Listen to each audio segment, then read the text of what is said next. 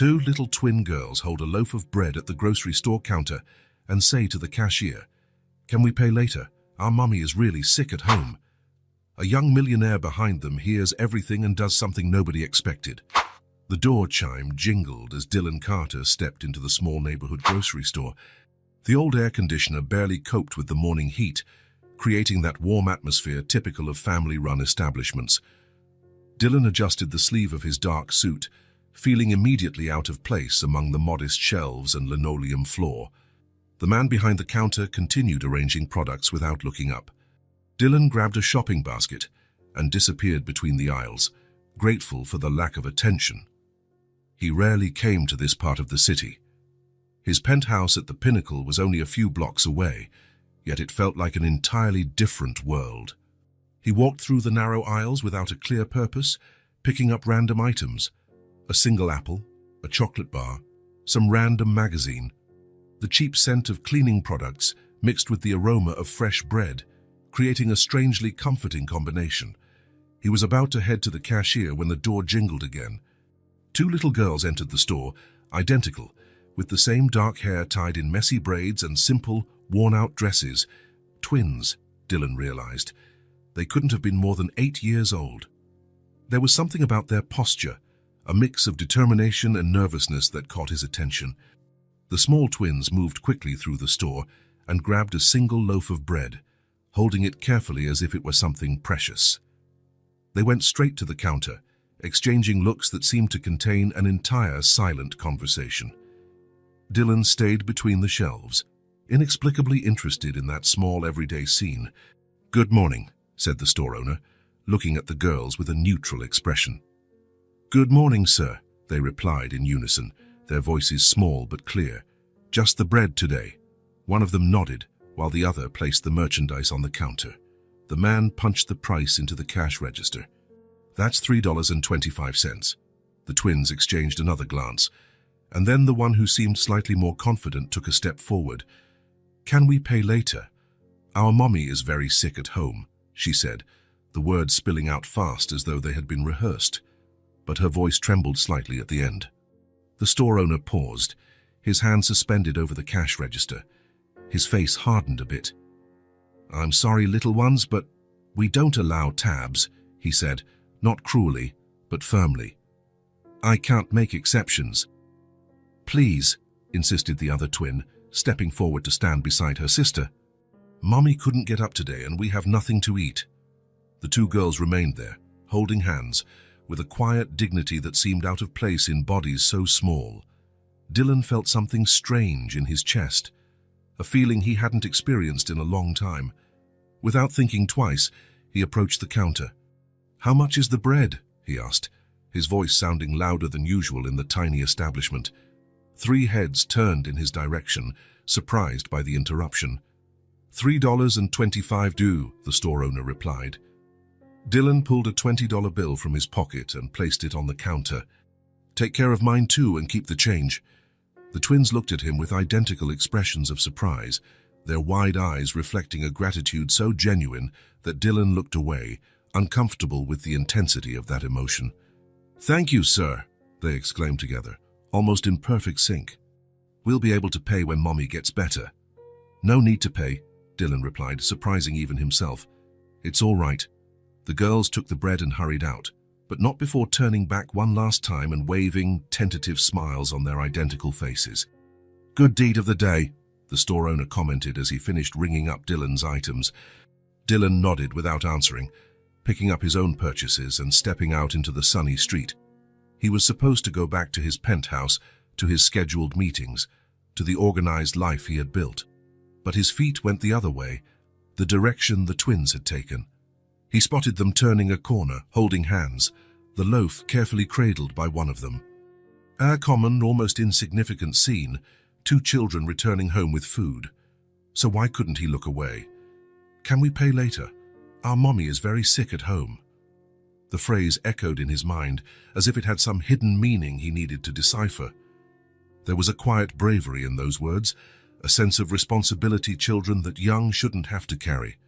Dylan stopped, letting them walk on. He turned back toward the Pinnacle, his pace slower than usual, His penthouse, once a refuge, felt strangely empty when he closed the door behind him. He dropped the groceries on the counter and walked to the window. From there, he could see part of the city that had seen him born and then leave. To study, to work, to build an empire, and finally to return as a stranger. Somewhere down there, two unknown little twins were heading home with a loaf of bread for their sick mother. Somewhere among those streets, lives were happening, connected to one another in ways Dylan had forgotten how to appreciate.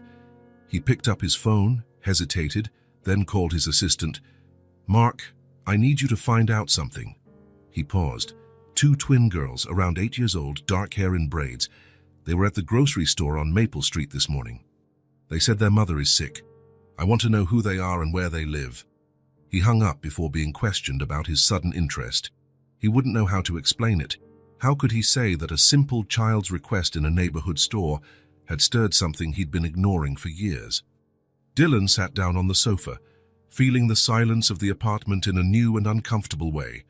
For a brief moment in that grocery store, he had connected with something beyond himself, with those children's worry, their determination, the simplicity of a problem he could solve with a single bill. Problem solved, case closed. Then why couldn't he stop thinking about those small identical faces, those messy braids, those joined hands? For the first time in a long while, Dylan Carter was curious about someone besides himself. And part of him knew that this casual encounter had planted a seed that would change something in his perfectly controlled life. From the top of the pinnacle penthouse, the city looked like a neat toy, its pieces perfectly fitted. Dylan remained still by the floor-to-ceiling window, a forgotten glass of whiskey in his hand. The amber liquid reflected the sunset as the city's lights began to switch on one by one, like artificial stars. It was a view many would pay fortunes for. In fact, they did. The other floors of the pinnacle housed executives, celebrities, heirs, people Dylan knew by name but rarely by their stories. People like him, or at least, like he used to think he was. His phone vibrated on the coffee table. Dylan ignored it. It was probably Mark, his assistant, with information about the twins. Or one of the lawyers wanting to discuss the new acquisition on the West Coast, or the restaurant manager confirming his usual Friday night reservation, a table for one. It could all wait. For the first time in years, Dylan Carter was having a moment of clarity that didn't involve spreadsheets or contracts. He twirled the glass between his fingers, watching the city he had helped shape. Over there was the park he financed 3 years ago, the business complex that revitalized downtown, the old theater he saved from demolition, his legacy in concrete and steel. And somewhere down there, lost among the thousands of lit windows, were two twin girls carrying a loaf of bread to their sick mother. "Can we pay later? Our mommy is very sick at home." The phrase hadn't left him. It followed him like a shadow through the penthouse corridors, echoing in the empty spaces that had never before seemed empty. Dylan scanned the apartment with a critical eye. Everything there had been chosen with surgical precision. Italian-designed furniture, original artworks, imported rugs. The best money could buy. Each object told the story of a successful man. But none told the story of Dylan Carter, the man behind the business, behind the fortune. There was something strangely impersonal about the perfection of the environment. Like a set, a magazine photo instead of a home. Dylan noticed, with uncomfortable clarity, the absence of the small details that make a space feel lived in. There were no books half-read with bookmarks, no forgotten coffee mugs, no personal photos. Even the mail was perfectly organized in a tray by the door, untouched. He sat on the sofa that cost more than a luxury car and that, ironically, had never received visitors. The softness of the Italian fabric was a jarring contrast to the memory of the twins' worn-out dresses. Thinking about those girls stirred up a strange sensation. It wasn't exactly pity. There was too much dignity in the way they carried themselves for pity. It was more like curiosity, maybe even admiration, for the courage to ask for help, for the responsibility they took on so young, for the obvious bond between them. Bond. The word resonated in his mind like a dissonant note. When was the last time he felt a genuine bond with anyone? Not the transactional relationships that dominated his days, with partners, employees, occasional lovers who vanished before breakfast. A real connection, selfless, like what he had seen between those children, probably before he became Dylan Carter, the name that appeared in business magazines and billionaire lists. When he was just Dylan, the ambitious boy from a small town, determined to prove his worth. Back then, there were people in his life, real people, not contacts in an electronic agenda or names on contracts. The phone vibrated again. This time, Dylan picked it up. A message from Mark. Found info about the twins, Sophie and Lila Thompson, 8 years old. Live in an apartment at 476 Elm Street. Single mother Clara Thompson diagnosed with... Dylan didn't need to read the rest. Now the girls had names, Sophie and Lila, and an address, a story forming.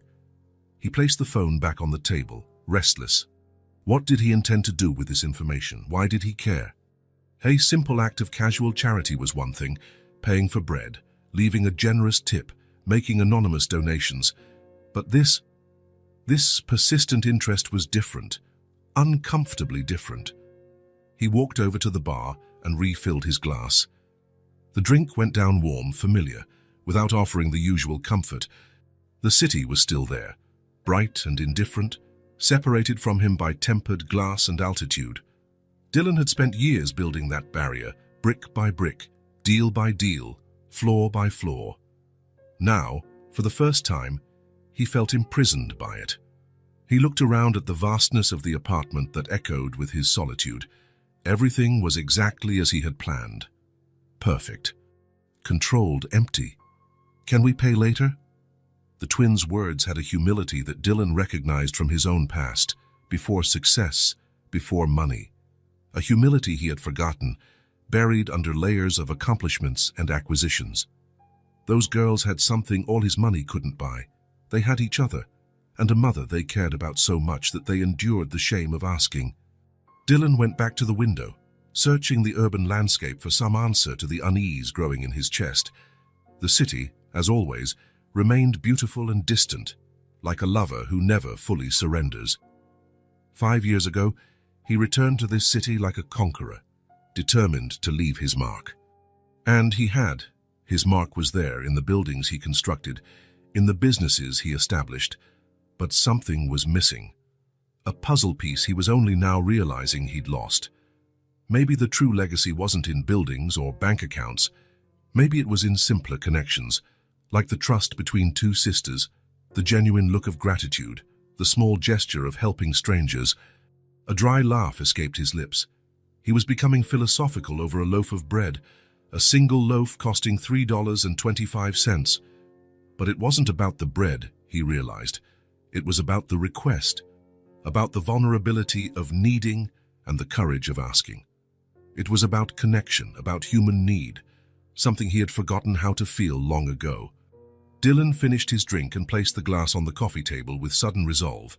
Tomorrow he would go to 476 Elm Street, not to interfere or intrude, just to observe, to understand.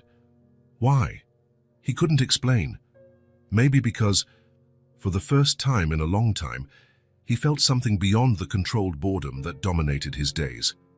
Or maybe because he had glimpsed, in that brief meeting at the grocery store, something his glass and steel empire could never provide. From the perfect penthouse overlooking the city he had conquered, Dylan Carter finally admitted to himself he had built a whole world of things, but none of them was home. The grocery store looked different in the morning, busier, more real. Dylan adjusted his sunglasses and pushed open the door, making the chime jingle as it had the day before. This time, though, he wasn't wearing a pristine suit, but jeans and a simple shirt, an awkward attempt to look... what? Normal?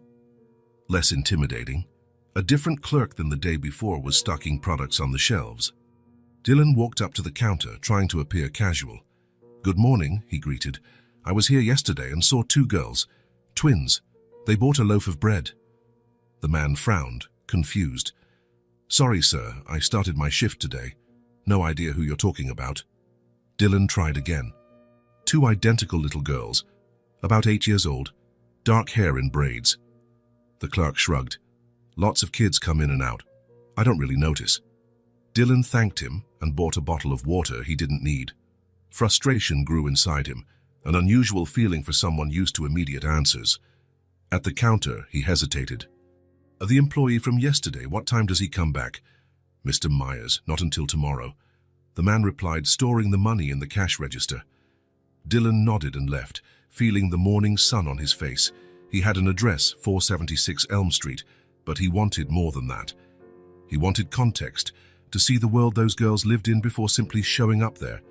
He decided to walk, to explore the streets of the city he had transformed with his investments, but rarely experienced up close. The sidewalks changed as he moved on without a set destination. The polished marble facades of upscale shops gave way to cracked concrete. Trendy cafes with outdoor seating were replaced by small eateries with plastic menus in the windows. The streets grew narrower, more crowded. Dylan passed unnoticed here. Just another man walking on a Thursday morning. He was used to being noticed, to having doors opened for him, to receiving practiced smiles of perfection. Invisibility was a strangely liberating sensation. On the corner, a man played saxophone, his open case at his feet, holding a few scattered coins. The improvised melody floated in the air, lulling the morning with its melancholic notes. Dylan stopped to listen, letting the music seep into places long silenced within him. When the saxophonist finished the song, Dylan placed a $20 bill in the case. The man nodded in thanks, with no clue who his anonymous benefactor was. Oh, pure gesture, with no expectation of recognition, unlike the substantial donations Dylan regularly made to institutions that put his name on gold plaques. He kept walking aimlessly, now more attentive to the city's details, the city he had helped shape, but rarely truly witnessed. A florist arranged buckets of flowers on the sidewalk, filling the air with sweet fragrances. A group of students laughed loudly outside a diner. An elderly couple strolled slowly, hand in hand, completely absorbed in each other. This bustling, vibrant, and imperfect city carried on every day while he watched from afar, from above, separated by glass and privilege. He passed an elementary school, the empty playground indicating classes were in session. Was that where the twins studied? Children in matching uniforms could be seen through classroom windows, small figures absorbed in lessons that would shape their futures. Dylan had never thought much about public education before. It was just another line in his taxes, another item on his annual charitable donations. Now, though, he looked at the modest building and saw lives being formed, opportunities being created or denied. In a small park nearby, he sat on a bench, watching a mother push a stroller while talking on her phone. The domesticity of the scene hit him unexpectedly hard. Ordinary lives, connected, interdependent, so different from the isolated existence he had built for himself. He took out his phone, checked the accumulating emails, meetings cancelled without explanation, contracts pending his signature, decisions awaiting his verdict. The Carter empire didn't stop, even when its founder decided to take an unscheduled walk through unfamiliar neighborhoods. With a few taps, he postponed the meetings to the following week and delegated decisions to capable subordinates. He was making room for what he still didn't know exactly. He stood up and kept walking, letting intuition guide him through ever more unfamiliar streets. Searching for two unknown children in an entire city was absurd. He knew that, but he couldn't go back to the empty penthouse. Not yet. He turned a corner and spotted a small playground nestled between two older apartment buildings, swings, a slide, a sandbox. Empty at this time of day with the kids in school. School, of course. The twins would be at school right now. Dylan sat on another bench, feeling simultaneously relieved and disappointed. What would he have done if he had found them? What would he say? "Hello, I'm the rich guy who paid for your bread yesterday and now I'm following you." The idea was absurd. Even so, he couldn't leave. A sign nearby read Elm Street on the corner. Coincidence? Or had his subconscious led him here? He looked at the building numbers. He was close, he realized. The housing complex at 476 Elm Street must be one of those faded red brick buildings lining the street. Built decades before the real estate boom Dylan had helped fuel, they weren't rundown but bore the weight of years, and deferred maintenance. Windows with makeshift curtains, potted plants trying to add life to small balconies, clothes hanging to dry on improvised lines, lives happening, imperfect, struggling, persisting. Dylan watched the people coming and going, an elderly man walking a small dog, a teenage girl with headphones, a delivery guy carrying packages, all part of a social fabric from which he, in his glass tower, had completely isolated himself. He remembered the twins, their identical faces, the silent determination in their posture. "Can we pay later? Our mommy is very sick at home." It wasn't just about a loaf of bread, he realized. It was about connection, about responsibility, about belonging to something bigger than oneself, things he had forgotten, or maybe never truly understood, in his quest for success and control. As he stood up to continue his improvised search, he felt lighter, as if he were descending from an invisible tower he had built around himself. The city he had always viewed as a collection of properties and business opportunities now revealed itself as a living, breathing organism. Not a conquest to be admired from afar, but a place to be inhabited, experienced, shared. Dylan Carter, the man who had built his empire by going ever higher, now discovered that what he truly sought might be at ground level, in the streets, in the chance encounters he had ignored for so long. He kept walking, without a clear destination, but for the first time in years, he felt truly present in the world he had helped create. The afternoon sun was starting to wane when Dylan turned onto a street of modest houses set back from the main avenues. He had been walking for hours, stopping only for a quick sandwich at a corner diner where no one recognized him. The improbable search for two girls in an entire city felt increasingly absurd, but something prevented him from giving up. That was when he heard the laughter, a crystalline, carefree sound coming from an alley between two old buildings. Dylan slowed his pace, drawn by the genuine joy in those children's voices. He approached the entrance of the alley cautiously, not wanting to interrupt whatever was happening. What he saw left him frozen. Sophie and Lila, the twins from the grocery stores, were there, facing away from him, leaning over a large metal dumpster. Their dark hair, still in identical braids, but now more unkempt, swayed as they moved. They wore simple clothes, worn from use but clean. "Found another one of them exclaimed, holding something up Dylan couldn't identify. "Let's see if there's more," said the other, standing on her tiptoes to reach deeper into the dumpster. They were rummaging through trash, but not with desperation or shame. They did it with the naturalness and even joy of children on a treasure hunt, as if there was nothing wrong or sad about that activity. Dylan felt a tightening in his chest. The contrast between the innocence of the laughter and the reality of what they were doing was too painful to watch passively. "Hello," he said, stepping forward. The girls whirled around instantly, startled. Their identical faces registered first shock, then recognition. "It's the bread man," one of them whispered to her sister, without taking her eyes off Dylan. "That's me," he confirmed, trying to smile reassuringly. "Dylan Carter." The twins exchanged glances, as if consulting each other without words. "I'm Sophie," finally said the one who seemed slightly more confident. "This is my sister Lila." "What are you looking for in there?" Dylan asked, keeping some distance so as not to frighten them. Sophie hesitated, but Lila answered with the frankness typical of children. "Aluminum cans. Mr. Jenkins at the recycling place pays 5 cents for each one." Dylan looked more closely and saw a small plastic bag beside them, already containing some crushed cans. They weren't rifling through common garbage, but specifically hunting for recyclables. "Do you find many?" he asked, genuinely interested. "Today, yes," Lila replied excitedly. "Behind the Italian restaurant, there's always a bunch on Thursdays." Sophie watched Dylan with more caution, weighing his intentions.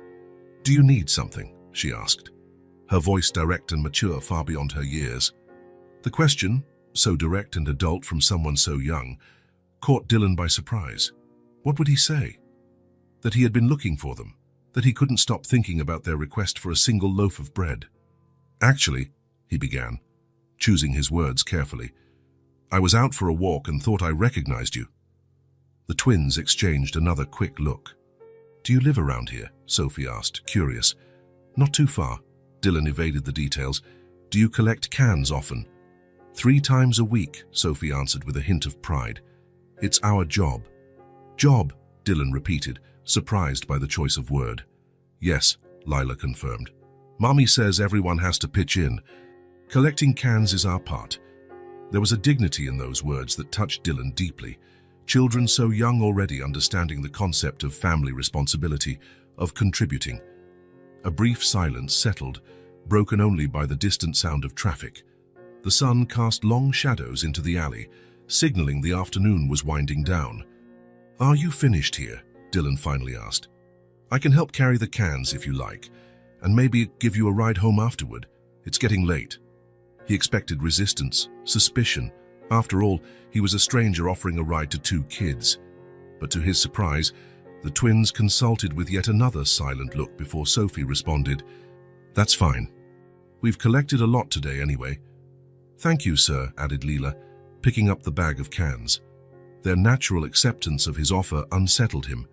There wasn't the distrust you'd expect, and that would be healthy for children dealing with strangers. You shouldn't accept rides from people you barely know, he said, unable to contain his concern. Sophie shrugged, an oddly adult gesture on her small frame. You helped us at the store, and you have kind eyes, she explained, as if it were obvious. Mommy says we can trust people with kind eyes. Dylan felt something crack inside him. The innocence of that logic, the vulnerability it implied. How many people with kind eyes had ill intentions? Well, thank you, he replied, and unable to say more. Shall we go? They walked side by side along the sidewalk, Dylan slowing his long strides to match the little girl's short legs. Lila chattered happily about a drawing she was working on, about how she liked collecting cans because sometimes she found interesting things along the way. Sophie remained quieter, but occasionally added details to her sister's narrative. How's your mum? Dylan asked gently, remembering the phrase he'd heard at the store. You mentioned she was sick. The twins exchanged another quick look before Sophie answered. She gets tired sometimes, she works a lot. But she's better today, Lila added. She smiled at breakfast. Something in the simplicity of that response, measuring their mother's health by a morning smile, struck Dylan deeply. They turned onto an even simpler street, lined with small houses on both sides. Some had well-tended gardens, others had broken fences or old cars parked outside. It wasn't exactly a poor neighborhood, Dylan realized, more like a working-class area where people lived with what they had. That's the one, Lila pointed to a small brick house. It was a narrow townhouse with a tiny porch protected by an old railing. A few plastic potted plants tried to bring life to the limited space, and white curtains covered the small windows. They approached the low gate, and Dylan noticed details that spoke of care despite scarcity. The clean entrance, a worn doormat without stains, a pot with colorful artificial flowers hanging next to the door. Mommy should be home, Sophie commented, opening the gate. She works the morning shift on Thursdays. Dylan nodded, suddenly feeling nervous. What would he say to the girl's mother? How would he explain his presence? He was about to suggest maybe he should just leave them and go when the front door opened. Rachel Whitman appeared in the doorway, her thin figure framed by the entrance. She had the same dark hair as her daughters, pulled back in a simple bun, wearing modest clothes, jeans, and a grey top. Her pale face showed deep circles under her eyes, but they lit up at the sight of the girls. That light vanished, replaced by something cold and hard when she noticed Dylan. Sophie, Lila, inside now, she ordered, her voice cutting like ice. The twins hesitated momentarily, sensing the tension in the air. Mommy, this is Mr. Carter, the man who... Sophie began. I know who he is, Rachel cut her off. Go inside immediately. The girls obeyed, casting confused looks behind them. Lila still clutched the bag of cans, now forgotten in her hand. The door shut behind them, leaving Rachel on the porch, staring at Dylan with eyes that had lost all the warmth they'd shown her daughters seconds before. What do you want with my daughters? She asked bluntly, not bothering with formalities. I found them collecting cans, Dylan explained, staying by the gate, aware this was her territory.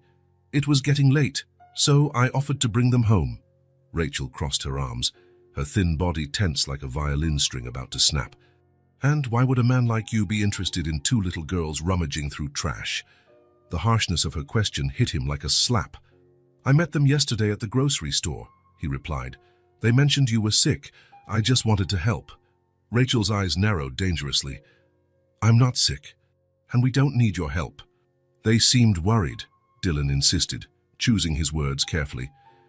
If there's anything I can do, medicine, doctor's visits. Rich people don't help poor people, Mr. Carter, Rachel interrupted, her voice as cold as a blade. Not without wanting something in return. The bluntness of her statement hit him like a physical blow. He wanted to protest, to say he was genuinely concerned, that he had no ulterior motives, but the words died before reaching his lips. It's not like that, he managed finally. I just want to help. Your daughters are amazing, and if they're worried about your health— My health is none of your business, Rachel cut in, and my daughters are not your charity project of the day. Dylan took a deep breath, trying a different approach. I understand your distrust, Miss Whitman, but the girls said you were sick and needed help. If there's a medical issue, I could— The only issue here is you, standing on my doorstep, trying to buy what's not for sale, Rachel interrupted again.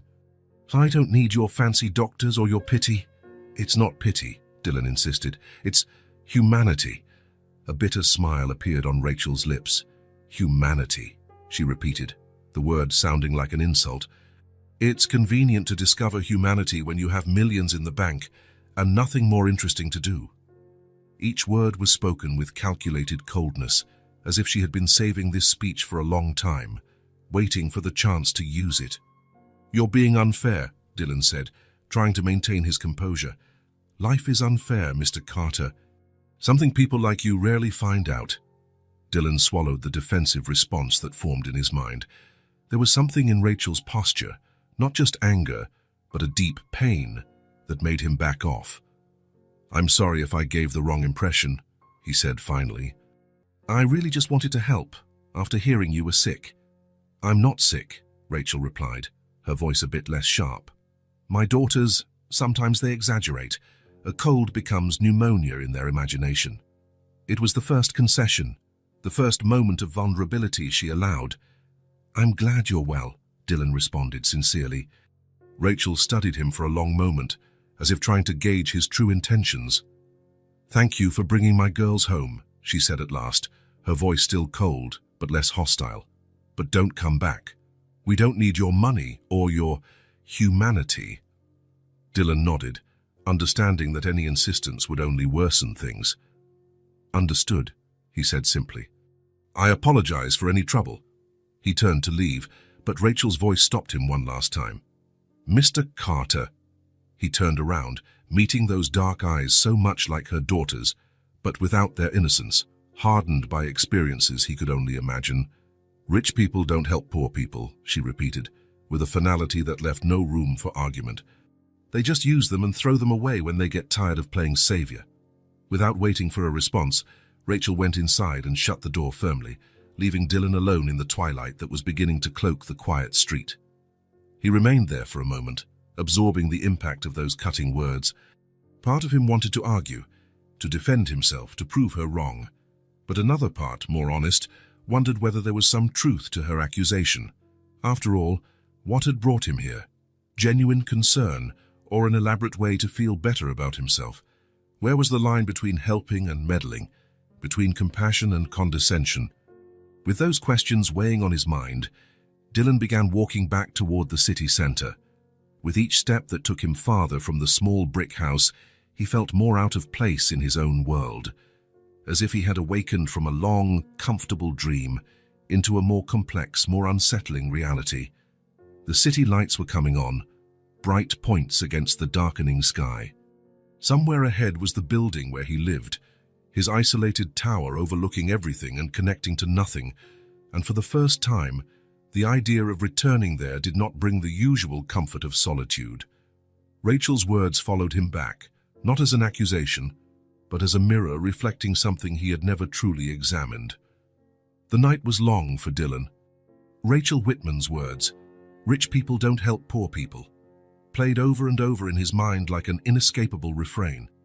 Lying in the king-size bed that rarely gave him peaceful sleep, he stared at the ceiling, revisiting their encounter. The coldness in her eyes, the immediate suspicion, the automatic rejection of any help, and the girls. Sophie and Lila, rummaging through trash as if it were a game, collecting cans with the dignity of those fulfilling an important mission. Children who should be playing in parks, not working to supplement family income. By 5 in the morning, Dylan gave up on trying to sleep. He took a long shower, dressed simply, jeans, t-shirt, sneakers, and left before the sun was fully up.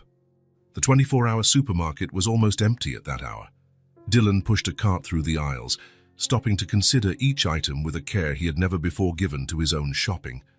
What would a family like the Whitmans need? What would be useful without seeming condescending? What would help without offending Rachel's pride? He filled the cart with basic groceries: rice, beans, pasta, tomato sauce, flour, sugar, oil, fresh fruits, some treats he thought the twins would like, cleaning supplies, school materials, a well-equipped first aid kit, vitamins. In the pharmacy section, he hesitated. Rachel had denied being sick, but the dark circles under her eyes, her pale skin suggested otherwise. He added pain relievers, cough medicine, stomach remedies. Better to have them and not need them. At the checkout, the sleepy cashier barely looked at him while ringing up the items. Dylan paid in cash, avoiding the credit card that would immediately identify him as someone who didn't need to count pennies. Outside, the sky was slowly brightening. Dylan arranged the groceries in a rented car, another deliberate choice to appear common, not ostentatious. He drove slowly to the Whitman house, parking at a discreet distance. The neighborhood was still asleep. Only a cat roamed the rooftops, eyeing the intruder with suspicion. Dylan carried the bags carefully to the small brick house. In the dim morning light, it looked even more modest. A crack on the side wall, a loose step on the porch, a clogged gutter. Minor issues that would cost a fortune in labor, insignificant for someone with Dylan's resources. He placed the bags gently on the doorstep, arranged so they wouldn't tip over or block the door. On top of the pile, a simple white envelope with no embellishments. Inside, a handwritten note. "If you need anything, I'm at the Breeze Hotel. Dylan Carter." Nothing more. No elaborate message about charity or pity. No attempt to justify the gesture, just a name and a place. A possibility, not an imposition. He looked at the bags one last time, uncertain whether he was crossing some invisible line of dignity Rachel had drawn. But then he remembered the twins, their small hands digging through trash, their genuine smiles despite everything. Some lines might need to be crossed. He walked away quickly, not looking back, not waiting to see their reaction. This wasn't a gesture that demanded witnesses or thanks. It was simply something he felt compelled to do, like answering a call he hadn't realized he was hearing. Rachel Whitman woke to the alarm. 6:30, like every day. 15 minutes before the twins, enough time to prepare breakfast before dropping them off at the neighbor's house so she could work. She rubbed her tired eyes. The persistent headache was still there, as it had been for months, but today it felt slightly less severe. Maybe she was finally getting better. She slipped on a worn robe over her nightgown, put on slippers, and walked to the kitchen. She set water to boil, mentally counting how much coffee was left, probably enough for 2 more days. Then she'd have to choose between coffee or milk for the girls. The budget didn't allow both. She glanced through the kitchen window at the morning sky. Another day, another battle. 8 hours standing behind a store counter, then 4 hours cleaning an office downtown. If all went well, she might be home by 9 at night, in time to tuck the twins in. She was about to open the front door to check the weather when she saw shapes through the frosted glass, something on the porch. Her heart sped up instinctively. Eviction notices sometimes came like that, left surreptitiously at dawn to avoid confrontations. She opened the door slowly, bracing for the worst. Bags, several of them, carefully arranged. Through the plastic, she could see groceries, cleaning supplies, even what looked like a first aid kit, and on top, a white envelope. Rachel looked up and down the empty street, searching for whoever had left them. But she knew, even before opening the envelope, who had done it. The man from the day before, Dylan Carter. She picked up the note, reading the simple message. No demands, no condescending tone, just information. Where to find him, if she wanted. Her first instinct was to reject everything. To push the bags away, leave them on the curb for anyone else to take. Pride was often the only thing that couldn't be taken from her. But then she thought of the twins, of the constant struggle to keep food on the table, of the headache medicine she'd run out of last week, which she couldn't afford to replace until the next paycheck. With a heavy sigh, Rachel began carrying the bags inside one by one. There was more than she'd initially realized. Enough food for weeks. School materials the girls needed, but she'd postponed buying. Medicines, exactly the kind she often used. In the last bag, something unexpected. 2 small identical brown teddy bears with blue bows around their necks. Gifts for Sophie and Lila, carefully chosen so they wouldn't fight over different designs. Rachel sat down at the kitchen chair, surrounded by the bags, the note still in her hand. Tears threatened to form, but she held them back as she had learned to do for years. It was easy to refuse help when it came with conditions, expectations, humiliation. It was harder when it appeared quietly, respecting her dignity with no audience to applaud the benefactor. "Mommy," Sophie's sleepy voice came from the hallway. "What's all this?" Rachel quickly tucked the note into her robe pocket. "Just some things we needed," she answered vaguely. "Let's put them away before breakfast, okay?" While they arranged the items in the nearly empty cupboards, Rachel thought about the note hidden in her pocket. She wouldn't throw it away, nor would she use it, not yet, not as long as she could manage on her own, but she'd keep it, like an emergency key, not certain she'd need it, but aware she might someday. "Breeze Hotel," she murmured to herself while the twins excitedly discussed their new teddy bears. An address now committed to memory, even if she never planned to use it. 3 days passed since Rachel found the bags at her door. 3 days in which she tried to ignore the persistent headache that now spread through her entire body, weighing down her muscles like lead. 3 days pretending she was fine, that it was just fatigue and would pass with a good night's sleep, something she never really got. On the morning of the 4th day, Rachel woke up trembling. The alarm hadn't even gone off, but something was wrong. Very wrong. The room spun when she tried to sit up. Her skin, normally pale, was burning as if on fire. "I just need a shower," she muttered, leaning on the wall to stand. "I just need to freshen up." But her knees gave out before she reached the hallway. The dull thud of her body hitting the floor echoed through the small house. Sophie was the first to wake, always on alert. At 8, she had learned to sleep with one ear open for any disturbance. She jumped out of the bed she shared with Lila and ran into the hallway, finding her mother on the floor, trying to get up. "Mommy," she cried, running to help. "What happened?" "Nothing," Rachel tried to smile, but the effort became a grimace of pain. "I just tripped. Help me up, sweetheart." Sophie tried, but Rachel was too heavy for her thin arms. Lila appeared sleepily at the bedroom door, rubbing her eyes. "Is Mommy sick?" she asked, her small voice full of fear. "No," Rachel insisted, though her body betrayed her words. "I'm just a bit dizzy. If you help me back to bed." The twins stood on either side, their small bodies straining to lift their mother. They managed to drag her back to the bed, where she collapsed, exhausted. Sophie touched her mother's forehead and quickly pulled her hand away, alarmed by the heat. "You're burning up, Mommy. It's a fever." "Just a little one," Rachel mumbled, her eyes heavy. "Go, get yourselves ready, Mrs. Jenkins." "We're not leaving today," Sophie declared, with a firmness that left no room for debate. "We're going to take care of you." Rachel wanted to protest, but the words tangled in her feverish mind. Her eyes closed against her will. "Mommy?" Lila's voice trembled. "Mommy, wake up!"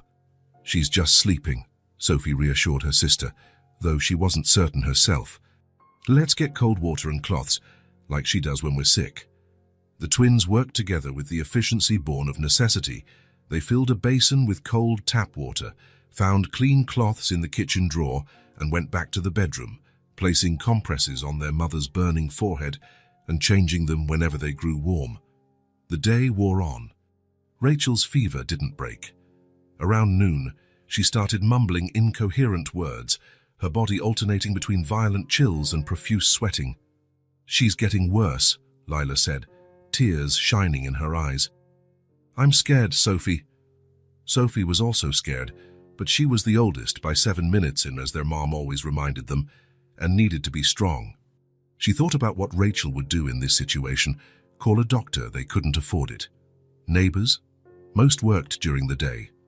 Then she remembered the note, the one her mother thought they didn't know about, but Sophie had seen it hidden in the kitchen drawer next to their small emergency funds box. "I'm going to find help," she decided, getting to her feet. "Stay with her, keep changing the cloths. I'll find someone." "Who?" asked Lila, holding her mother's feverish hand. "The bread man, the one who brought the teddy bears." Lila's eyes widened. "Mommy said not to talk to him." "Mommy is really sick," Sophie replied, already heading to the kitchen. "And he has kind eyes, remember?"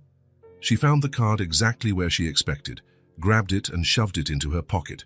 She hesitated for a moment, wondering if she should change out of her pajamas, but urgency won out. "I'll be right back," she promised her sister. "Lock the door and only open for me." The midday sun was ruthless when Sophie stepped outside. The card said Breeze Hotel.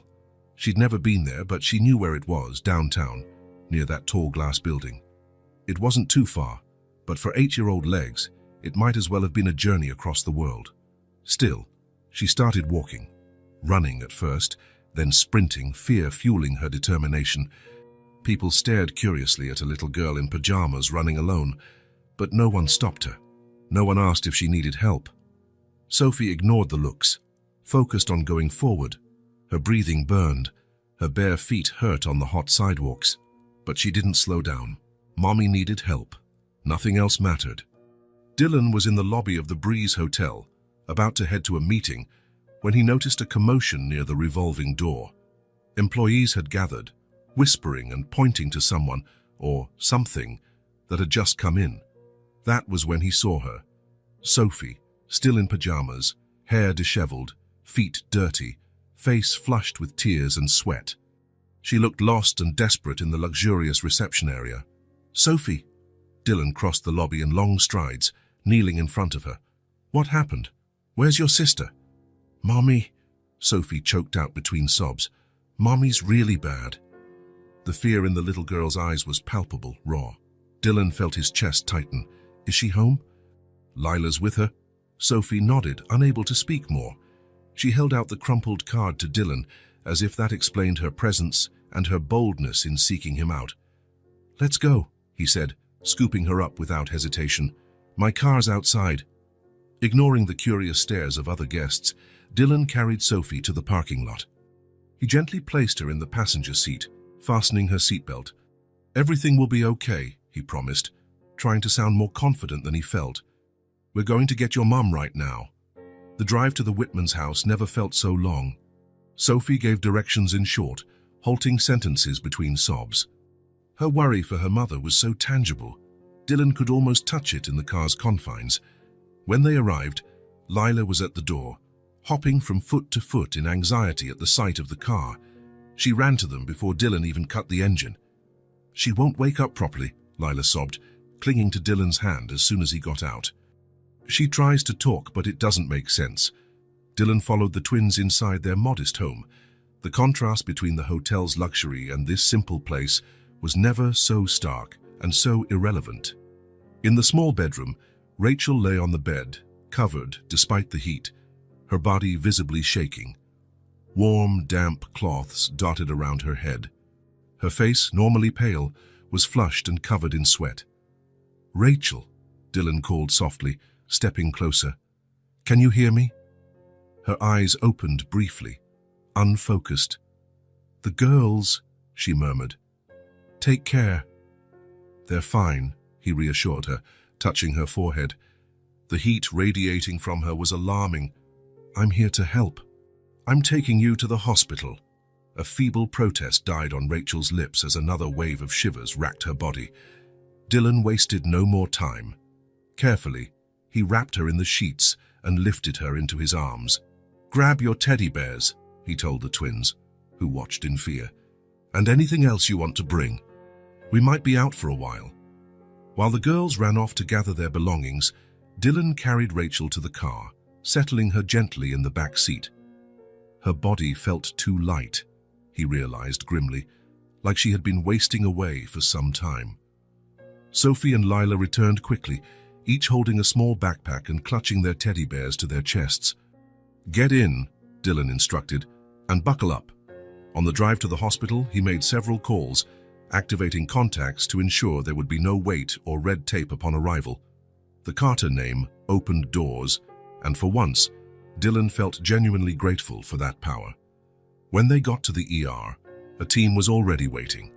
Rachel was swiftly transferred to a stretcher and taken inside, leaving Dylan with two scared little girls clinging to his legs. "Where are they taking Mommy?" Lila asked, tears rolling down her cheeks. "To take care of her," Dylan explained, kneeling to their level. "The doctors will make her better." "Is she going to die?" Sophie asked in a whisper, carrying the weight of a deep and familiar fear. "No," Dylan answered firmly. "She won't, I promise." A promise he had no right to make, but felt compelled to offer.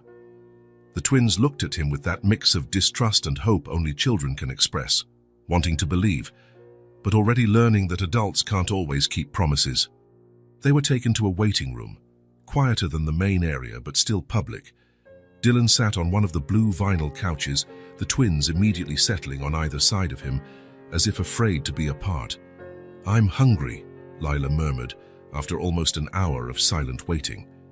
Dylan realized that in the middle of the emergency, no one had thought about food. What time was it? It was already past 3. They probably hadn't had lunch. "Let's get something to eat," he said, standing up. "Then we can ask about your mum." In the hospital cafeteria, the twins ate in silence, their eyes occasionally darting to Dylan as if scared he might disappear too. "You were very brave today," he tried to distract them. "Especially you, Sophie, coming to find me alone." "Mommy says we have to be brave," she replied, fiddling with her straw, "but I was scared." "Being brave doesn't mean not being scared," Dylan said. "It means doing what needs to be done even when you're scared."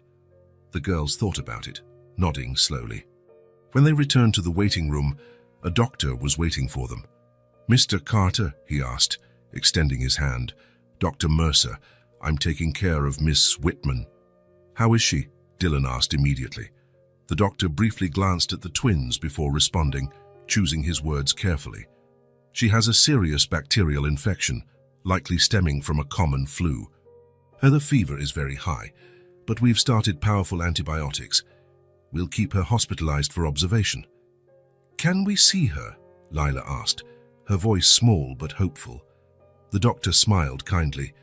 "Not yet, sweetie. Your mum's sleeping now because of the medication. Maybe tomorrow when she's more stable." "Is she going to get better?" Sophie insisted, her eyes locked on the doctor's, as if searching for any sign of a lie. "We believe so," he answered honestly. "She's young, and although she's quite weak, she seems like a strong person." The twins absorbed this with the resignation of children who have learned not everything goes as they want. "Where will we stay?" Sophie asked, looking at Dylan with anxious eyes. The question caught him off guard. He hadn't considered that, but one thing was certain: he wouldn't leave them alone. "We'll stay here," he replied firmly. "We'll wait here in the hospital until we can see your mum." "What about you?" Lila looked at Dylan. "Are you going to leave?" The vulnerability in that simple question hit Dylan like a punch. How many times had these girls been left? How many adults they trusted had disappeared? "No," he answered, surprising himself with the certainty in his voice. "I'm not going anywhere. I'll stay with you." The identical expressions of relief on the girls' faces almost broke his heart. The next few hours passed slowly. Traffic in the hospital eased as night set in. The twins, exhausted by the day's events, dozed off in the waiting room couch, using the jackets Dylan found as makeshift blankets. Lila was soon deeply asleep, clutching her teddy bear. Sophie fought sleep, her heavy eyes opening occasionally to check if Dylan was still there. "Go to sleep," he whispered gently.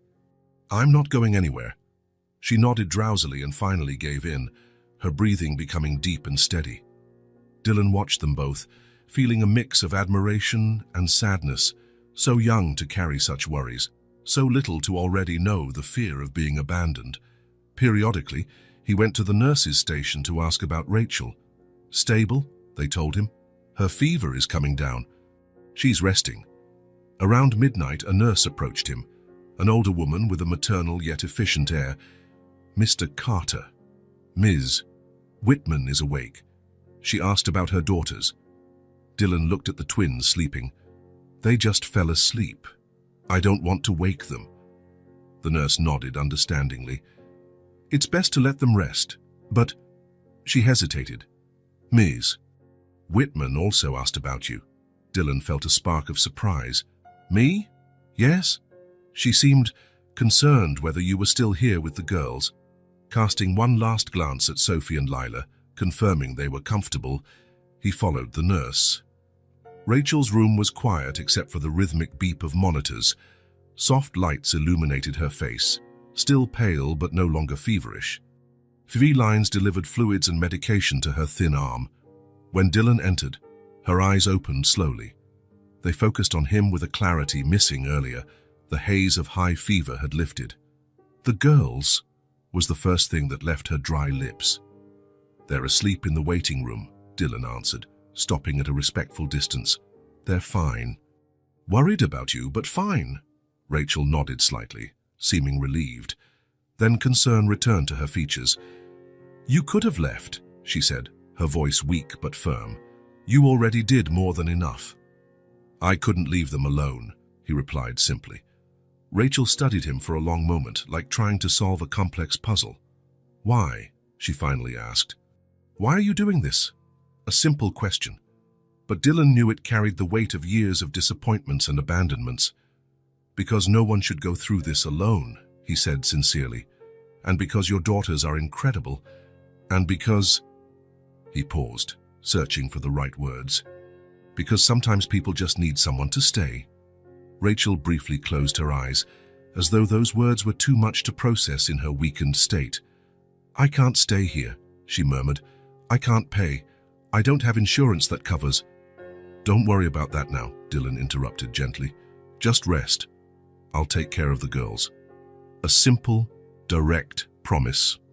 No grand statements or elaborate offers, just the assurance that for this moment, she wasn't alone. Rachel looked at him intently, as if searching for dishonesty or ulterior motives. She found only sincerity. Thank you, she finally whispered, her voice barely audible.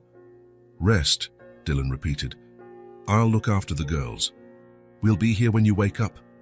She nodded, eyes already closing, the exhaustion and medication pulling her back to the sleep she desperately needed. Dylan left quietly, returning to the waiting room where the twins slept. He sat on the couch beside them, preparing for a long night. A hospital staffer offered him a blanket and pillow, which he accepted with a silent nod of thanks. As he settled in for what he knew would be an uncomfortable night, Dylan reflected on how life could change in an instant. A week ago, he hadn't known Rachel Whitman or her daughters. He had no idea these three interconnected lives existed, struggling to make it in an often hostile world. Now he was here, in a hospital waiting room, watching over two little girls who trusted him enough to sleep at his side. Bound to a promise he made to a woman who, until recently, saw him with suspicion and resentment. Life was strange, unpredictable. The twins stirred in their sleep, Sophie muttering something unintelligible. Dylan adjusted the blanket over them, more gently than he ever thought himself capable of. He didn't know what would happen tomorrow or the next day, or when Rachel recovered. He didn't know how he would explain his days away from work or what repercussions there might be. He didn't know if Rachel would accept his help once she was strong enough to refuse it again. He only knew that, for now, he was exactly where he needed to be. For the first time, someone was simply staying. The hospital had its own rhythms, Dylan soon discovered. The organized rush of mornings when doctors made their rounds, the relative calm of afternoons when visitors filled hallways with hushed voices and careful steps, the peculiar stillness of nights, broken only by nurses' murmurs and the constant beep of monitors. After 3 days, Rachel was moved to a regular room. Her body responded well to antibiotics. The fever finally under control, though weakness lingered. The doctors mentioned discharging her soon if she kept improving. Dylan established a routine. In the mornings, he handled the most urgent business matters by phone or email, giving precise instructions to his assistants. Early in the afternoon, he arrived at the hospital with something in hand: a book for the twins, a simple bouquet for Rachel's room, or food better than cafeteria fare. The girls waited for him with growing anticipation, stationed by the door or at the window overlooking the corridor, alert at any sign of his arrival. "Dylan!" Lila would inevitably shout upon seeing him, running to him, all initial reserve forgotten. Sophie maintained a bit more composure, waiting for him to enter before hugging him, but hug him she did, her small body pressing against him in a gesture of newfound trust. Rachel watched these interactions from her bed, her expression carefully neutral. At first there was tension in her eyes, as if she expected everything to turn out a sham. But as days passed, that tension yielded to something harder to name. Not quite trust, but perhaps a temporary suspension of distrust. One day, Dylan brought a board game, something simple enough for 8-year-olds. "I've never played this," Sophie admitted, examining the colorful pieces. "I'll teach you," Dylan offered, sitting on the small space at the foot of Rachel's bed. "It's not hard." The twins settled in next to their mother, who shifted slightly to give them room, suppressing a small grimace of pain, though not quickly enough to escape Dylan's notice. "Should we play at the table?" he suggested, concerned. "Give you more space to rest." "I'm fine," Rachel replied, her first voluntary contribution to the conversation since he arrived. "I'd like to watch the game too." That simple sentence, an admission that she wanted to participate, even as a spectator, felt like a small victory. Dylan offered a brief smile and started explaining the rules. The game progressed with the twins' laughter and Rachel's occasional comments, usually helping her daughters with strategies or reminding them of rules they'd just learned. It was almost a normal family scene, were it not for the hospital setting and the complicated story that had brought them there.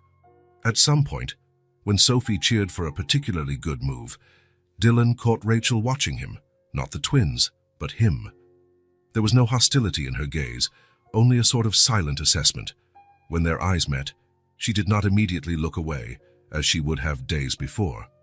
She held his gaze for a few seconds, then turned back to the game. A faint, almost imperceptible nod, the only acknowledgement of the moment they had shared. The next day, Dylan brought books, one for each twin, carefully selected after noticing their interests. For Lila, a colorful volume of reimagined fairy tales with vibrant illustrations.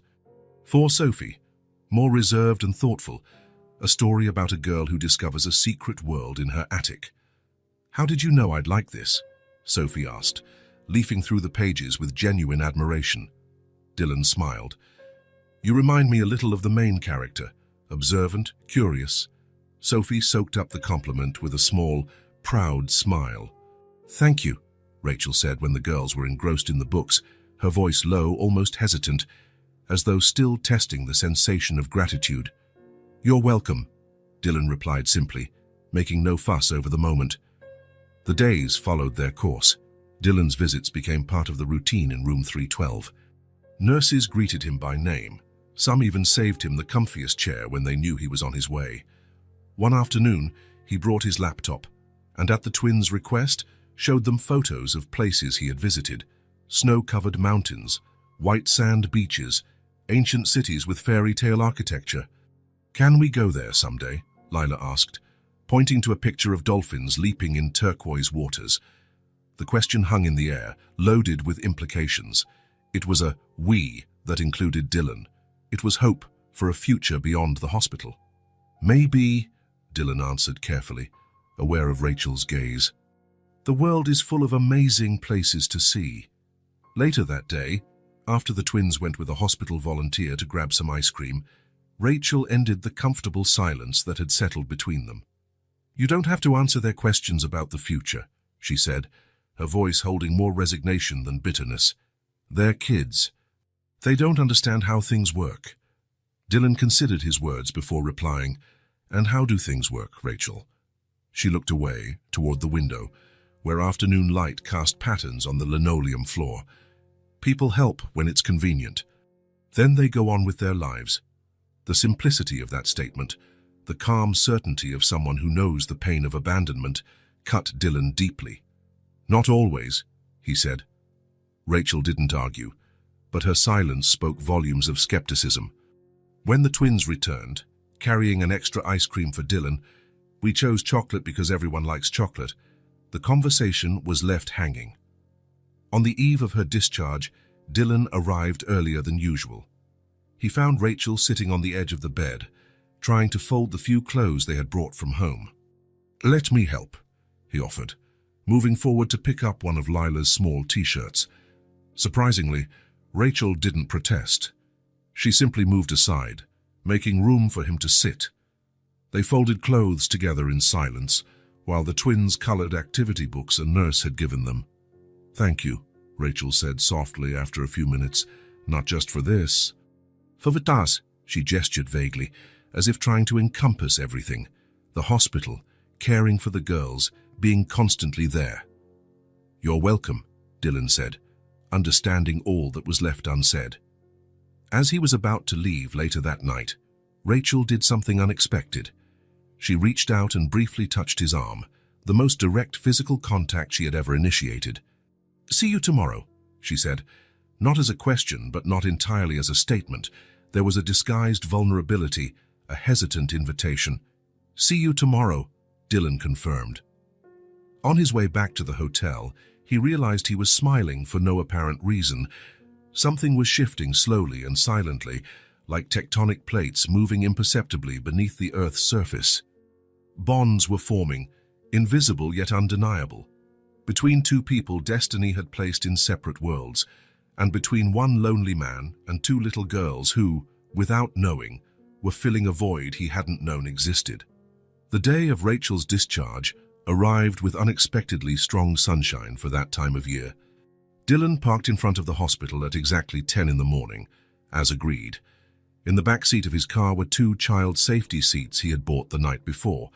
In room 312, he found the twins ready, backpacks on their shoulders, teddy bears clutched firmly in their small hands.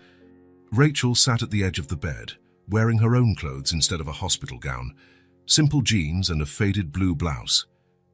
She looked thinner than before, Dylan noted, the clothes slightly loose on her frame. "All set?" he asked, trying to keep his tone light. Rachel nodded, visibly uncomfortable.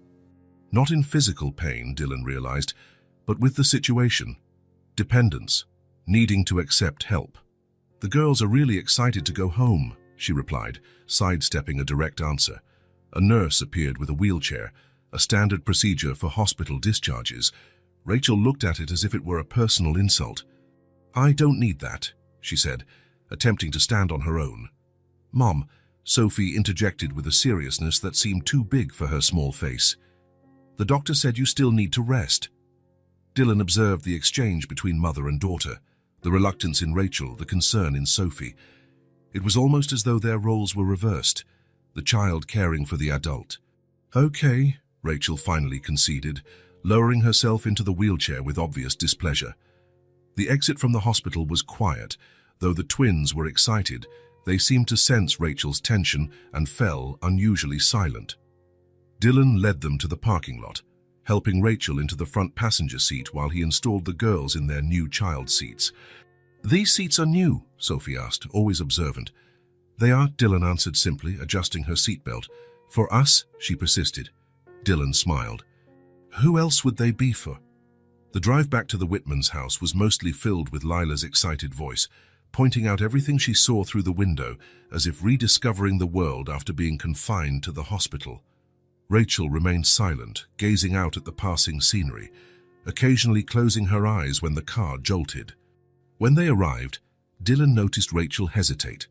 Her house, once a refuge, now presented a physical challenge, steps to climb, meals to cook, responsibilities to resume. "I'll help you settle in," he offered in a casual tone, as though it were the most natural thing. Rachel didn't immediately respond, her gaze fixed on the small brick structure. "All right," she said finally, and Dylan understood how much that simple agreement cost her. The twins ran ahead, eager to see their home again. Dylan offered his arm to Rachel to help her up the entrance steps. After a moment's hesitation, she accepted. Her touch was light, just enough to keep balance, but Dylan sensed the symbolic weight of the gesture. The house was exactly as they'd left it days before. Small, modest, but impeccably clean and organized. The bags of groceries Dylan had brought before Rachel's hospitalization were still partially visible in the kitchen cabinet. "I'll fix her something to eat," Dylan decided, heading to the kitchen naturally. Rachel followed, lightly supporting herself on the furniture as she moved. "You don't have to," she said, but without her usual firmness. "I know," he replied, already opening the fridge to see what was available. "But I want to." The twins entered the kitchen, having already dropped their backpack somewhere else in the house. There was something comforting in the ease with which they resumed their routine, as if the hospital days had been just a brief interruption. "Can I help?" Sophie offered, stepping closer to Dylan. "Me too," Lila added, not wanting to be left out. "Sure," Dylan smiled. "Sophie, could you grab the plates?" Lila, the forks and knives. Watching her daughters eagerly take on tasks, Rachel sat at the small kitchen table. Something in her expression, a mix of gratitude and apprehension, made it clear she was witnessing something both precious and perilous. Lunch was simple: sandwiches, soup heated up, some fruit. They ate together, the twins keeping the conversation lively with hospital stories, kind nurses and cafeteria ice cream. After the meal, Dylan insisted Rachel rest. She didn't fight it too much. The fatigue from the ride home and the emotional stress were evident. The twins, for their part, were too excited, showing Dylan every corner of the house, their favorite toys, books, pictures taped to their bedroom walls. When the sun began to set, Dylan prepared a light dinner. He called the girls to help set the table again, creating a sense of normalcy and routine. Rachel reappeared, looking a bit more rested. There was something different in her demeanor, a quiet resolve, like she had made a decision during her nap. After dinner, while the twins went to brush their teeth and get ready for bed, Rachel and Dylan were left alone in the small living room. The silence between them was no longer as uncomfortable as in the early days, but it still carried an undefined weight. "I don't understand," Rachel finally said, her voice low, almost to herself. "Why you keep coming here?" It wasn't exactly a question, but Dylan sensed it deserved an answer. "Because I want to help," he said simply. Rachel shook her head slightly.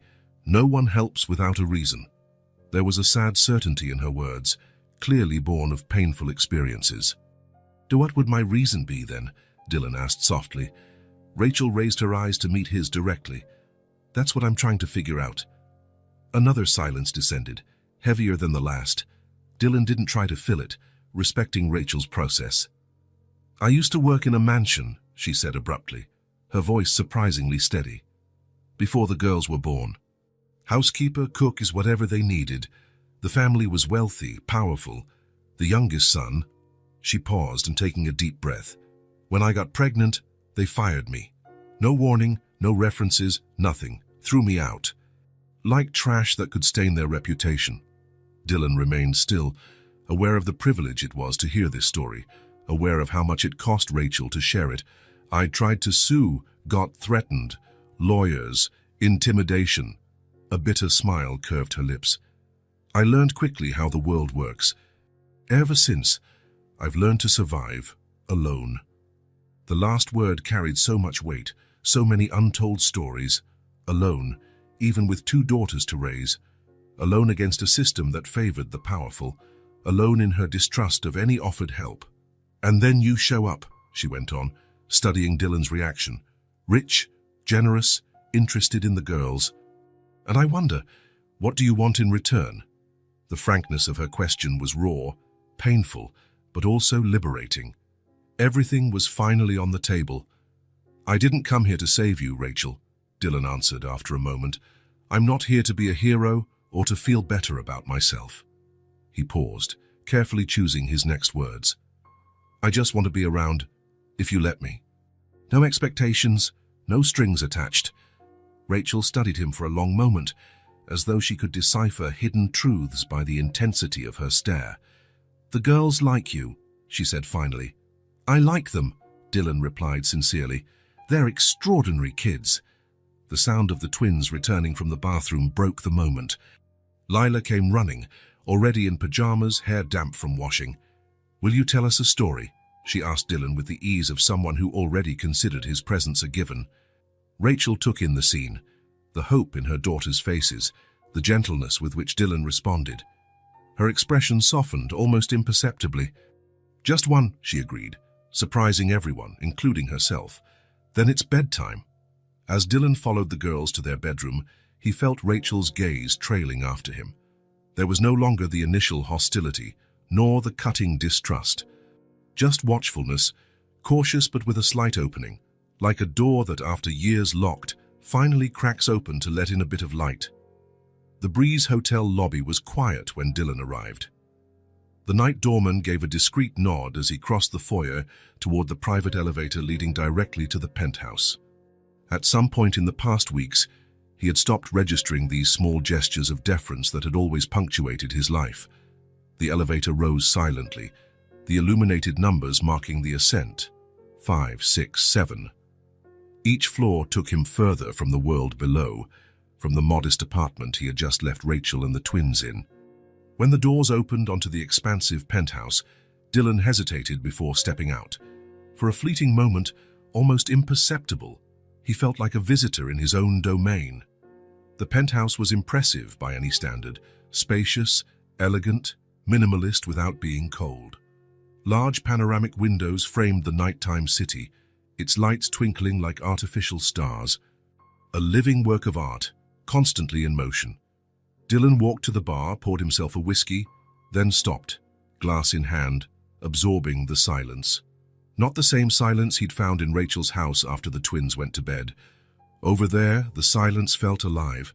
Small noises in the old house, the gentle breathing of sleeping children, the occasional creak of wood. A lived-in silence. Here the silence was different, perfect. Manufactured, isolated from the world by architectural design and financial privilege. He wandered through the rooms slowly, as if truly seeing them for the first time. The living room with its Italian sofa that never hosted a gathering of friends, the gourmet kitchen where he rarely cooked. The master bedroom with its king-size bed, impeccably made by the hotel staff every morning, whether used or not. Stopping before one of the windows, Dylan contemplated the view for which he paid a small fortune. The city stretched below, its shape defined by illuminated roads and shimmering buildings. Far off, almost beyond sight, lay the neighborhood where Rachel and the twins lived. Too small to discern from this height, the contrast could not be clearer. Here, up high, was everything money could buy. Down there, a family struggled to pay bills, to buy bread to survive with dignity. He recalled Rachel's words. "When I got pregnant, they fired me, they threw me out." How many times in his years of business had he seen similar stories? Employees dismissed for being inconvenient, people treated like replaceable parts in a bigger machine. How many times had he looked away, accepting such practices as simply the way the world works? Dylan sank onto the sofa, whiskey still untouched in his hand. Unexpectedly, he remembered Lila's voice asking for a bedtime story, her wide, trusting eyes fixed on him. He remembered Sophie correcting her sister about some detail, always watchful, always protective despite her age. He remembered Rachel's expression as she watched them together, cautious, evaluating, but no longer hostile. A soft laugh escaped his lips, echoing strangely in the empty space. What irony! He, Dylan Carter, whose decisions impacted entire markets, whose name opened doors, whose fortune could buy almost anything, seeking acceptance from a family that could barely afford their bills. He took a sip of whiskey, feeling the amber liquid burn gently down his throat. "I never had a family," he murmured to the emptiness. "I only learned how to live up high alone." Spoken aloud for the first time, the words carried surprising weight. It was true, he realized. An orphan raised by distant guardians and boarding schools, he learned early to rely only on himself, to view relationships as transactions, to maintain emotional distance as a survival strategy. His adult life only reinforced those lessons. In business, his reputation as a ruthless negotiator was almost legendary. Even his few friends only knew the public, controlled, successful Dylan.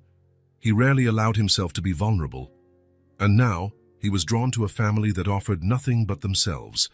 No useful connections, no strategic advantage, no tangible benefits. Just two girls with easy smiles, and a woman whose distrust had been carved by life's hardness. He rose, walking back to the window. This time, he tried to imagine the view from Rachel's small apartment. What would it be like to look up at these distant skyscrapers, each light representing someone with more resources, more opportunities, more security? A strange feeling formed in his chest. Not exactly guilt, but a sort of belated understanding. For years he believed height protected him. That distance was synonymous with power.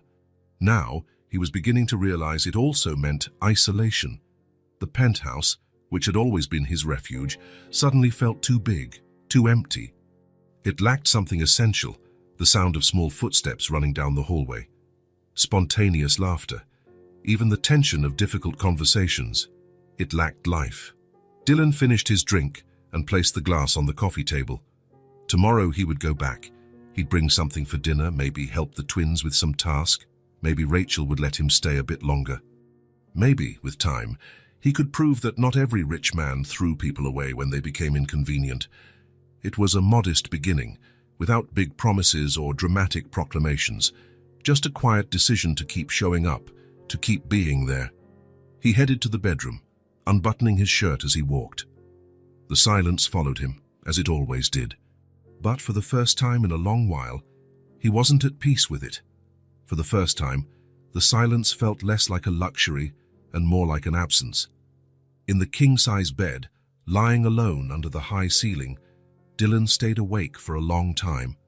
His thoughts drifted through the city, descending from the luxurious hotel to the small apartment where 3 people slept, a family united by bonds no amount of money could buy. The digital glow of the bedside clock marked the slow passage of hours. 2 in the morning. 3. Eventually, the city lights began to go out, one by one. Dylan watched that slow darkening, thinking how the most important lights, those hidden in small houses, in genuine smiles, in hard-won gestures of trust, couldn't be seen from his privileged viewpoint. He finally closed his eyes, letting the penthouse silence envelop him. Tomorrow he would go down again. Tomorrow, for a few hours, he would trade all this silent luxury for the noisy chaos of a small apartment, where, for the first time in many years, he did not feel alone. A week passed since Rachel's return home from the hospital. Dylan kept his word, stopping by daily with groceries or ready-made meals, helping with small household tasks, and spending time with the twins. The initial tension had eased into an almost comfortable routine, though there were still hesitant moments from both sides. That Saturday morning, Dylan arrived earlier than usual. He carried only a thin folder under his arm, instead of his usual shopping bags. Rachel noticed the difference immediately when she opened the door. "Good morning," he greeted, a subtle formality in his tone that hadn't been there before. "Good morning," Rachel answered, stepping aside to let him in. Her gaze briefly rested on the folder, but she didn't ask about it. The twins were still asleep, taking advantage of the weekend's freedom. The house was quiet, bathed in the gentle morning light filtering through the thin curtains. "Coffee?" Rachel offered, heading to the kitchen. Her mobility had improved greatly, though she still moved carefully. "Thank you," Dylan accepted, following her. The small kitchen, with its worn floor but spotless cleanliness, had become the scene of many cautious conversations in recent weeks. It was where Rachel felt most comfortable, her domain, her place. While she prepared coffee in the old machine, Dylan sat at the round table, placing the folder carefully at his side. The silence between them wasn't awkward, but it carried a certain expectancy. "You look better," he observed, noticing her smoother movements. "I am," she agreed, pouring 2 cups of coffee. The medicine helped. It was safe small talk, but both knew he hadn't come this early, folder in hand, just for that.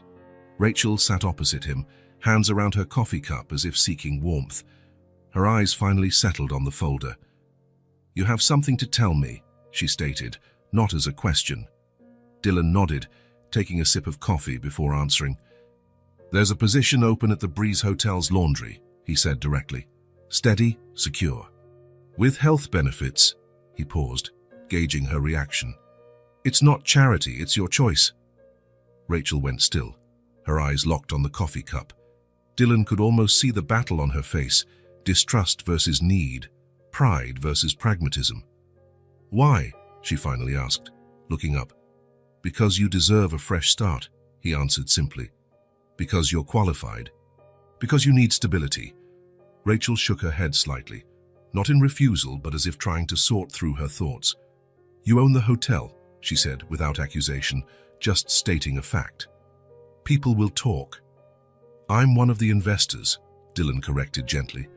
"I'm not involved in daily operations.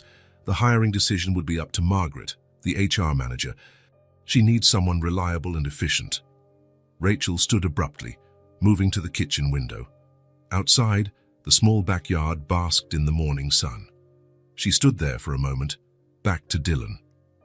"I already have 2 jobs," she said distantly. "The store and the cleaning job at the office. I know, I barely see the girls. I know that too." Rachel turned slowly, her expression a complex blend of emotions. "How much does it pay?" she asked. "Practical? Grounded?" Dylan named a fair, competitive amount, not so high as to seem like disguised charity. He saw Rachel's eyes doing quick calculations, mentally rearranging budgets and possibilities. The sound of small footsteps interrupted the moment. Sophie appeared in the kitchen doorway, still in pajamas, hair tousled, eyes sleepy but watchful. "Morning," she said, glancing between the adults, picking up on the serious atmosphere immediately. "Morning, sweetheart," Rachel answered, her tone automatically softening. "Hungry?" Sophie nodded, but her gaze remained on Dylan and the folder at the table. Ever observant, she missed nothing. "What's going on?" she asked directly. Rachel hesitated, looking from her daughter to Dylan, then back to Sophie. "Mr. Carter is offering me a job," she said honestly. "At the hotel?" Sophie's eyes widened slightly. "Are we going to live at the hotel?" A brief smile touched Rachel's lips. "No, sweetheart. I'd be working there, in the laundry." Before Sophie could respond, Lila appeared behind her, rubbing her sleepy eyes. "Dylan!" she exclaimed, her face lighting up immediately. Without the reserve her sister had, she ran to hug him. Dylan accepted the hug with a smile, noticing Rachel's expression. She no longer seemed distrustful, just cautious, with a hint of something close to affection. "Let's have breakfast," Rachel decided, turning back to the stove.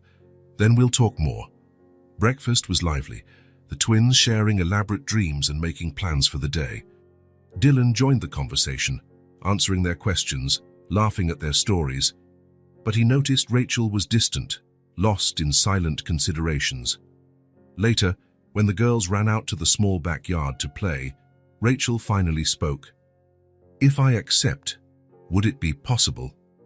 She hesitated, as though the words took physical effort. "Would it be possible to get an advance? Just part of the first paycheck?" "Of course," Dylan answered casually, understanding how difficult it was for her to ask. "I can arrange that today." Rachel nodded, looking out the window at the twins playing. Sophie was setting up some game while Lila hopped excitedly around her. "I accept," she said firmly, the words coming out strong despite the evident internal battle. She turned to Dylan. "I'm tired of just surviving. I want to live with dignity." The simplicity of that statement carried the weight of years of struggle, tough choices, pride bent but never broken. "When can I start?" she asked.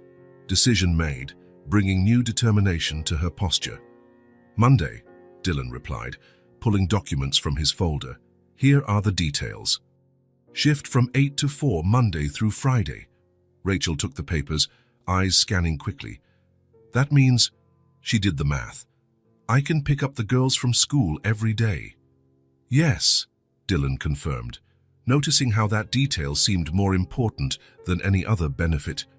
She stood silently for a moment, absorbing the reality of this change she was about to embrace. Then, unexpectedly, she extended her hand across the table. "Thank you," she said simply. Dylan shook her hand, feeling the calluses on her fingers, the marks of years of hard work. "You're welcome." The next few weeks brought subtle yet significant changes. Rachel adjusted quickly to her new job, her natural efficiency impressing even the most experienced co-workers. The twins seemed lighter, knowing their mother would be there at the end of each school day. Dylan kept a respectful distance, visiting only on Saturdays, bringing small gifts for the girls, talking with Rachel about everyday matters. He never mentioned work during those visits, nor the fact that his influence had helped her advance quickly in the laundry structure. 2 months after she started, on a particularly hot Saturday afternoon, Rachel greeted him with a different look, a mix of pride and anxiety. "I found a place," she announced without preamble as soon as the twins ran outside to play. An apartment, small but with 2 bedrooms.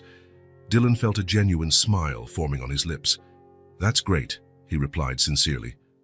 "It's in a decent building," she continued, words tumbling out as if rehearsed. "Close to the girls' school. I managed to save for the deposit from these 2 months' pay." There was a sparkle in her eyes Dylan had never seen before, uncomplicated hope, genuine pride, the simple joy of a well-earned achievement. "When do you move in?" he asked. "Next weekend," she answered. Then, after a barely perceptible hesitation, If it's not too much trouble, we could use help with a few things." It was the closest thing to a direct request she'd ever made, and Dylan understood the significance of that tiny act of trust. "Of course," he said simply. "Count on me." Moving day dawned bright and promising. Dylan arrived early, finding the twins excited and Rachel organizing the last boxes. The small house, which never had many belongings, seemed oddly empty. "We don't have much," Rachel noted when she saw his glance. There was no shame in her voice, just acceptance. "Makes moving easier," he replied naturally. They worked together, carrying boxes and their few pieces of furniture into the small rented truck. The twins helped with lighter items, running excitedly between the house and the vehicle. There was a buoyancy in the air, the promise of a new beginning making even the hardest tasks feel easier. The new apartment was on the 3rd floor of a modest but well-kept building. The old elevator fit only 2 people at a time, turning the process of unloading into a small logistical adventure that made the twins giggle with each trip. When the last box was finally placed in the living room, Rachel paused to take it all in. The apartment was small, a compact living room kitchen area, 2 tiny bedrooms, a simple bathroom. The walls needed a fresh coat of paint, the laminate floor showed wear in spots, but light poured generously through the windows, and from the tiny balcony one could see a bit of blue sky. The twins dashed around exploring, their voices echoing off the still empty walls, immediately filling the space with life. Dylan stood by the entrance, giving Rachel space to experience the moment. He watched as she ran her hand over the kitchen counter, tested a shelf's sturdiness, opened and closed the bedroom door, small gestures of someone claiming her territory. "I can set up a few things before I go," he offered when she returned to the living room. Over the next few hours, Dylan assembled a simple bookshelf, fixed a loose hinge on a kitchen cabinet, hung curtains in the bedrooms.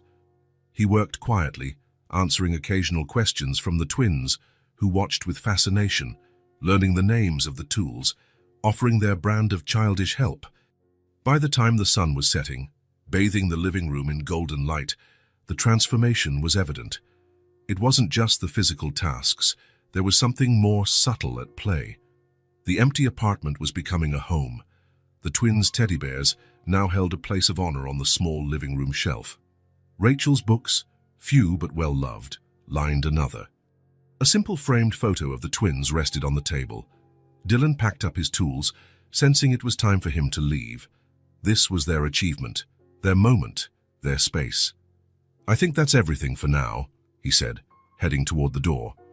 Rachel walked him out while the twins continued excitedly unpacking their childhood treasures. Shells from some outing, colored stones, carefully saved drawings. The corridor outside was quiet. Only a distant radio from a neighbor's apartment broke the silence. "You don't know how much this means to us," Rachel said, her voice low but resolute, gesturing around as if indicating not just the apartment, but everything, the job, the help, the constant presence. Dylan smiled, offering no verbal reply, sensing that any words would diminish the moment. He simply nodded, acknowledging the weight of her statement. For a moment, he stood there, gazing past Rachel into the apartment. The twins had returned to the living room, unpacking a box of small childlike treasures. Rachel turned to look as well, seeing the same scene. It was just a start, Dylan knew. There were still many challenges ahead, many unmet needs, a lot of history to overcome. But in that moment, watching them create a home, he felt certain he had contributed to something valuable, not with money or power, but with presence and respect. With a final wave, he turned and walked down the corridor, leaving them to their first night in the new place. His footsteps echoed on the tile floor, each one carrying him physically away, but somehow drawing him closer to that small family who, without realizing it, had begun to fill the empty corners of his own life. Autumn had arrived, painting the city's trees in shades of red and gold. Mornings brought that peculiar mist soon burned off by the sun, leaving the air crisp and fresh. Dylan woke early, as he did every Sunday. The routine was almost a ritual now, getting up before 7, taking a long shower, dressing in simple but well-kept clothes, then heading downstairs to the bakery near the hotel. "The usual Mr. Carter?" asked the baker, already bagging a batch of freshly baked artisanal bread still warm from the oven. "Yes, please. And those cinnamon cookies, too." That was another element of the ritual, the cookies for the twins, who waited eagerly for his arrival. He never showed up empty-handed, though he'd learned to keep the gifts modest. It wasn't about buying affection, he realized months ago. It was about consistency, the commitment to always be there, even if just with simple gestures. The building where Rachel and the girls lived wasn't anything remarkable. 3 floors of modest apartments, a facade needing new paint, a small communal garden that various tenants tended with varying degrees of care. But to Dylan, the simplicity had its own kind of beauty, beyond anything a luxury hotel could offer. He took the stairs instead of the elevator, another habit picked up since Sophie declared, "Stairs are more fun than those boring boxes that go up." On the 3rd floor, he paused briefly to adjust the bag of bread and cookies before knocking softly on door 304. He didn't have to wait long. The door opened almost immediately, revealing Lila in cloud-patterned pajamas, hair still rumpled, face bright with a smile. "Dylan!"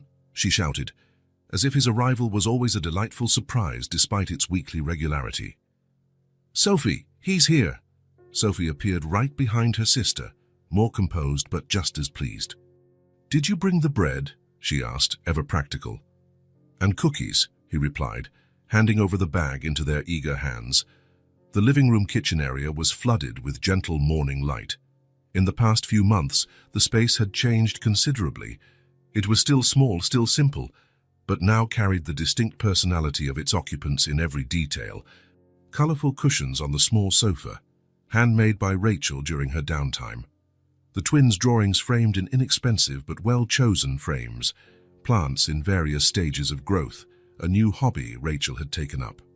"Good morning," Rachel greeted from the kitchen where she was making coffee. Her hair was in a casual bun, a few strands framing her face. She wore sweatpants and a simple t-shirt, Sunday clothes, comfortable clothes. "Morning," Dylan replied, noticing how different she looked now, not just physically, although the deep circles under her eyes were gone and her features seemed softer. It was in her posture, her movements. The constant tension she once carried had been replaced by a calm born of not having to fight daily, just to survive. "Coffee's almost ready," she said, with that half-smile that had become more frequent in recent months. The twins had already placed the bread on the table and were carefully retrieving the cookies. This, too, had become part of the Sunday ritual, setting the table for breakfast. Lila laid out napkins, always folded in different shapes, her creativity blossoming with new security. Sophie organized plates and utensils with precision, double-checking everything was in its right place. Dylan took his usual spot, not a chair, but sitting on the rug by the window, leaning against the small sofa. There were only 4 chairs, and though Rachel insisted he could take one, he preferred that corner. From there, he could see the entire living area, watch the sunbeams on the walls, and feel part of the space without overtaking it. Rachel brought over the coffee in simple glass cups, no matching mugs, no fine china. She handed one to Dylan, their fingers briefly touching in the exchange. "Thank you," he murmured, accepting the warm drink. The aroma of coffee mixed with the fresh bread, creating that particular Sunday morning scent, now etched into his memory. The twins sat on the rug beside him, forming a small informal circle. Rachel joined them after a few minutes, bringing her own mug and a plate of sliced bread. "How was your week?" Dylan asked, though he already knew bits of it from casual phone calls throughout the days. "Sophie won the spelling bee," Lila announced proudly before her sister could answer. "It wasn't a big deal," Sophie mumbled, though her flushing cheeks betrayed her pride. "It was," Rachel corrected gently. "The teacher said it was the highest score in 5 years." Dylan smiled at Sophie. "Congratulations. That calls for a special celebration." "We already celebrated," Lila informed. "Mom made a cake, and we saved you a slice," Sophie added, standing to fetch it from the fridge. This was the new normal, small inclusions, simple gestures that made him part of their routine, part of their celebrations, part of their lives. It wasn't discussed or formalized. It just happened organically, like water finding its course. Sunday breakfast stretched on lazily, as it always did. No one had to rush, no one had appointments. The twins shared school stories. Rachel talked about her plants finally flowering, and Dylan told a funny anecdote about an eccentric hotel guest. Laughter filled the small apartment, making it feel bigger, more expansive. Later, at the nearby park, Dylan and Rachel sat on a bench under a broad tree, watching the twins chase soap bubbles. "I never imagined this," Rachel said quietly after a few minutes, gazing at her daughters, who laughed as they ran after the shimmering bubbles. "What?" Dylan asked. "This peaceful Sundays, not having to count coins for every meal. Seeing the girls just being kids, not tiny adults worrying." There was a contained emotion in her voice that Dylan rarely heard, vulnerability Rachel generally kept under tight control. "They're extraordinary children," he replied, watching Sophie help a younger kid climb the slide. "They are," Rachel agreed, a gentle smile curving her lips. "Much stronger than they should ever need to be." Another comfortable silence fell between them. In the distance, Lila waved enthusiastically, showing them how high she could swing. "You know," Rachel said, her gaze still on her daughters, "when you showed up that day at the grocery store, I thought you were just another rich guy trying to feel good about himself." Dylan said nothing, letting her continue. "Then, when you left the groceries at the door, I still thought it was something temporary, that you'd get bored and move on." She turned to face him. "But you stayed." The simplicity of that statement carried enormous weight. In the months following her hospital stay, Sunday after Sunday, Dylan had simply stayed. No big declarations, no promises, just present, consistent, reliable. "You all stayed too," he replied softly. On the walk back to the apartment, with the sun beginning its descent, Dylan observed the three walking ahead of him, Rachel in the middle, a twin on each side, hands joined, forming an unbreakable unit. He trailed behind a few steps, part of the group, yet respecting the sacred bond among them. Back at the small apartment, while Rachel prepared a simple dinner and the twins showed Dylan their latest school projects, he reflected on how his life had changed. He still lived in a luxury hotel, still ran his businesses, still frequented the same elite circles. But the most vital part of his existence was here, in this modest apartment, sitting on the floor among children's drawings. He hadn't saved them, he realized. In truth, they had saved something within him, something he hadn't known was lost until he found it in them. Those 3 lives, connected by bonds no adversity could break, had shown him what really mattered. And so he stayed. One Sunday, much like any other, sitting on the floor of a small apartment with coffee in a simple glass cup and crumbs of fresh bread on the table, Dylan Carter finally discovered where love truly lived. Not in the heights that isolated him from the world, but on the ground close to the people who had become his real home. If this story touched your heart, subscribe to the channel and turn on notifications so you don't miss the next ones. Leave a like because it helps this story get recommended to more people. See you in the next story.